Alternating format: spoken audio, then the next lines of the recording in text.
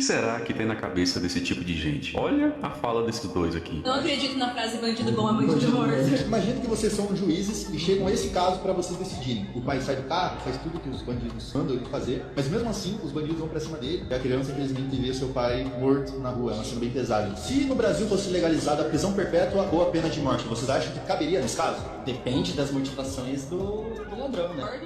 Depende das motivações do ladrão. É mole? Então, eu ainda provavelmente acredito que não. Mesmo nesse caso, assim, que é um caso bem pesado. Eu penso que se é pra ser preso é pra um processo de reabilitação, né? Não só pra jogar num canto e deixar mofando. Dá pra nunca analisar um fato isoladamente. Tá, mas e o rapaz que perdeu a vida ali e a filha dele que viu isso acontecendo na frente dela? Ele sempre é fruto de um fator social, econômico, né? Sempre vai ter algo por trás do que motivou a pessoa. Crimes acontecem, ó, por várias motivações. Quer dizer que se o cara estiver passando fome, ou seja lá o que for, ele tem o direito de tirar a vida de outra pessoa? Igual ele falou, mas muita desigualdade social é um fator que não tem como não levar em consideração quando a gente fala de crimes, assim. Percebe como eles nunca pensam nas vítimas? Nunca. Então eu acho que, independente da lei, não é suficiente também pra fazer diminuir. Cara, não dá aquela vontadezinha assim de ver acontecer com eles? Hã? Responde aí, não dá? Pra ver se eles continuavam pensando da mesma forma. Eu já falei, esquerdismo deveria ser tratado como um caso de saúde pública. É sério.